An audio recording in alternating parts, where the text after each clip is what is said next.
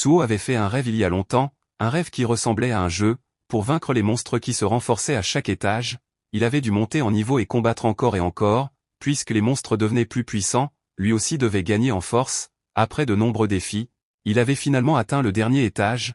Le dernier boss qu'il affronta était redoutable, et bien qu'il soit son ennemi, Suo ne pouvait s'empêcher d'éprouver de l'envie, voire de l'admiration devant sa puissance. Sans raison apparente, l'identité de ce boss final était son père, probablement parce que l'image qu'il avait de lui s'était reflétée dans ce rêve, un père fort et fiable, dont il se demandait comment il avait pu devenir aussi puissant. Si son père s'était retrouvé dans cette situation improbable, Suo frappa alors le chasseur transformé, convaincu que son père aurait agi de la même manière. Alors que le monstre reculait, il se rappela que les attaques des non-éveillés dépourvus de mana étaient réputées inefficaces contre les monstres. Pourtant il s'était précipité sans réfléchir. Soudain, tout se figea, la fille, le monstre, tout s'arrêta, puis des panneaux du système apparurent pour l'informer qu'il avait rempli les conditions de la quête secrète Courage du faible et qu'il était qualifié pour devenir un joueur. C'était comme dans son rêve, s'il pouvait se battre comme là-bas, pourquoi refuser dans un moment aussi désespéré? Murmurant son acceptation, une lumière éclatante l'enveloppa tandis que le système annonçait qu'il était devenu un joueur et recevait la protection du grand magicien Candiaru sous la forme d'une compétence spéciale.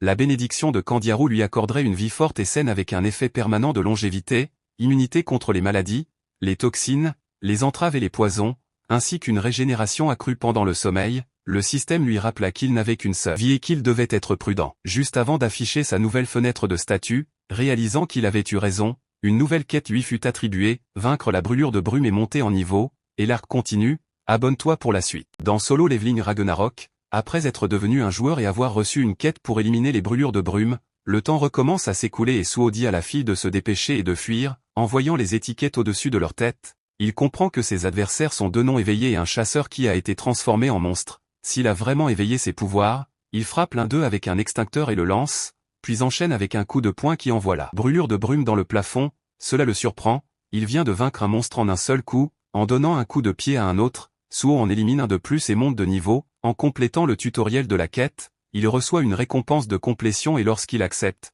cela confirme qu'il s'est bel et bien éveillé. Il frappe un autre au visage, mais Suo réalise que celui-ci a résisté à son attaque. Il esquive une entaille mais se fait toucher par une autre qui le tranche. Verticalement, Suo bondit en arrière, pensant qu'il va se transformer en monstre. Mais le système notifie que le statut a été levé. Grâce à l'effet de longévité, tous les effets d'état sont neutralisés. Il pense avoir vu cette capacité dans la fenêtre de statut. Alors qu'il réfléchit, il se fait plaquer et pense que s'il est plus faible qu'un éveillé de rang D, cela signifie qu'il est de rang E. Il doit bien y avoir un moyen. En se souvenant et en acceptant les récompenses, il reçoit des points de compétence et des points de force, frappant la brûlure de brume et lui donnant un coup de pied pour le repousser. Le combat continue, abonne-toi pour la suite. Dans Solo Leveling Ragnarok, après avoir frappé et donné un coup de pied aux brûlures de brume, celui-ci retombe sur ses pieds, mais Suo fonce à nouveau, donnant un coup de poing au visage.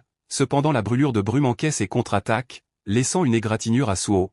Réalisant qu'il ne peut toujours pas l'abattre malgré sa force accrue, il investit tous ses points restant en force. Il n'a jamais entendu parler d'un éveillé capable de monter de niveau. Ton rang est censé être fixé au moment de l'éveil et aucun éveillé ne peut devenir plus fort que son rang. Cependant il ne sait pas comment est décidé le rang de l'éveil ou le non-éveil, mais s'il a le pouvoir de s'échapper de cette foutue structure. La télé s'écrase et le mur se brise lorsque Suo envoie la brûlure de brume à travers le mur d'un coup de poing surpuissant. Se concentrant et poussant de toutes ses forces, il le projette à travers la pièce. Haletant, le système l'alerte que la brûlure de brume de rang D a été vaincue et il monte de plusieurs niveaux. S'asseyant un instant, il regarde sa main, conscient que lui aussi est maintenant un éveillé. Se relevant et se tournant, il sait que maintenant qu'il est éveillé, il peut sauver d'autres personnes et mettre fin à tout ça. Une brûlure de brume marche puis court avant de bondir dans les airs. Suo jette un œil à la situation dehors et est choqué de voir une brûlure de brume à la hauteur de son visage.